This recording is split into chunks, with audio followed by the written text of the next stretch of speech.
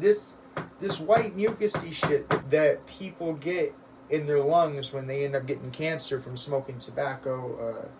I mean, I don't know what how else, you know, but whatever, right? That reaction that your lungs do. I think there's a partial reason for it, and that's what I want to do over here. So again, not a very intelligent person, just logic this out, right? So we're gonna make a face here, right? We gotta do little eyes, little nose, little mouth. There we go. Okay, and we're talking specifically about his throat right here. Okay, now somewhere in here, again, not a very intelligent guy, you got these things that are called tonsils. Some people have them, some people don't. Some people have them cut out, some people didn't. In my case, I have them. So in tonsils, you have what are known as acnoids. A-K-N-O-I-D-S. I'm sure it's spelled somehow different, but the gland itself is called acnoids. And what do acnoids do? Acnoids secrete toxins from your body. Okay? So the question here is, number one, and I don't know if you've really thought about this, but I'll put this at you. Unless if I am reaching somebody in a third world country, I mean, blessings to you. I hope that you and your family are safe, and I hope that you get through your day well. But if you're not, okay, and like myself, if you grew up in America or you grew up in a country where they have fast food, then you know that fast food has never been more than 3 blocks away from you at any given time.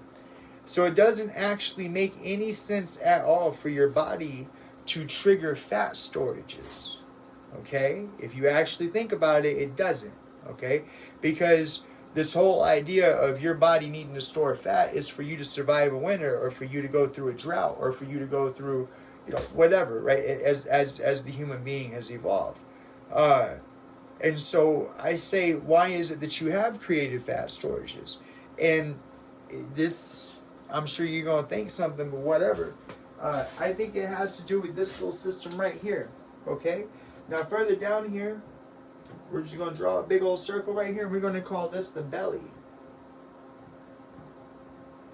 And there's a reason I say this. So, whenever I go through this process of smoking marijuana mixed with tobacco, which causes my lungs to squeeze, right, and causes any, like I said, I guess you'd call it pus, I don't know, but we'll call it mucus, okay, to come up. Right, it's just mucus, but essentially it is. That's your lungs weigh, right? So anyways, whenever I cause myself to produce mucus, what I also am producing is that all these toxins that everybody has been swallowing back down because it's not socially acceptable to spit in America. Not exactly sure why. What ends up happening is that your stomach, your belly now has to process that when you go to swallow that back down. Well, I've already explained to you that your acnoids right here just secreted this toxin, right? And whatever other toxins happen from mucus or however, because again, like I say, not very intelligent person, logicked it out, okay? So when you're re-swallowing it, you're re-swallowing your own toxins. And I think what you end up doing is, I think you end up triggering your fat storage.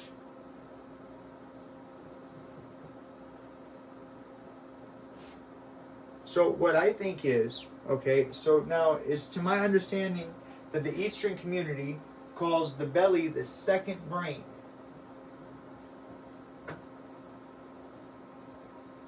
And I'm saying that if the belly is, it could be called a second brain, and when we talk about brain, you talk about neuroreceptors or receptors, things that look for things, right?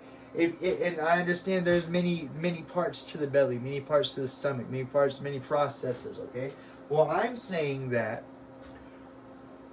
from our ancient Neanderthal brethren, right? Brethren and sister, right? Okay?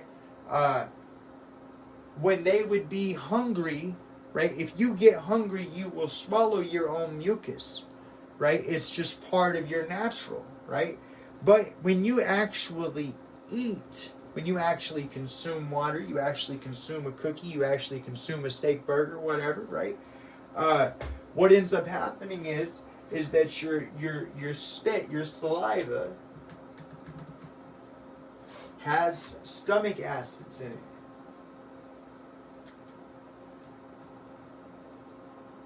So the second that you put anything from a cup of coffee to a cheeseburger in your mouth, the stomach acids start breaking down the chemical compound, chemical composition, right? Because this is all the little stomach does, is it processes things through acids and chemical compounds, right? Breaks it down into nutrients, right?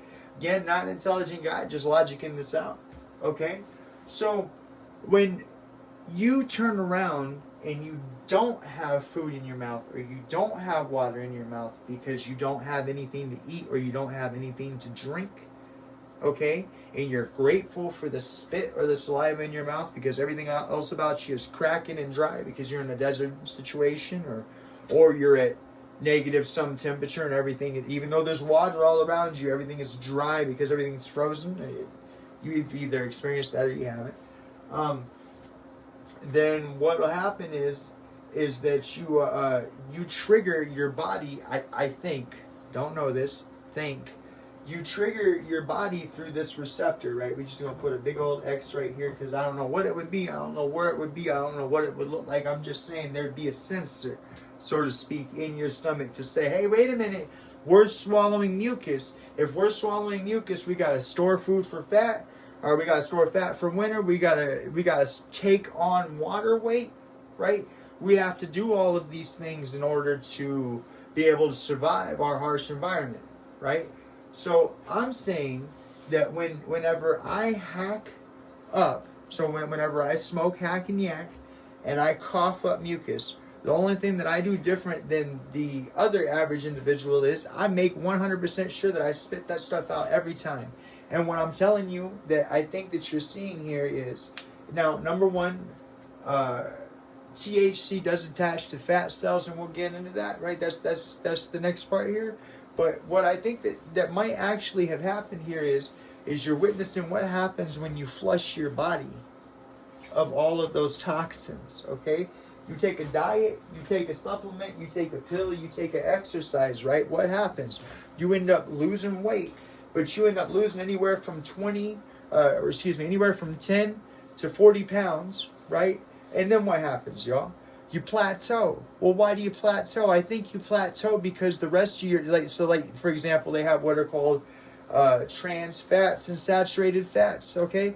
I think that your body is now trying to burn off the saturated fats, or again, non-intelligent person, don't know which one's supposed to be better for you. But when you say saturated, I'm going to say saturated with toxins, okay? So the stuff that you could have hacked out, but you didn't, and you swallowed back down. So when you triggered your food storage, with the natural toxins that are in your own body, okay? And therefore harder to get rid of. I'm saying that since my process causes me to produce mucus and hack it out, I'm saying that I flushed my entire system without losing any muscle mass, and that's what we're going to get into next, right?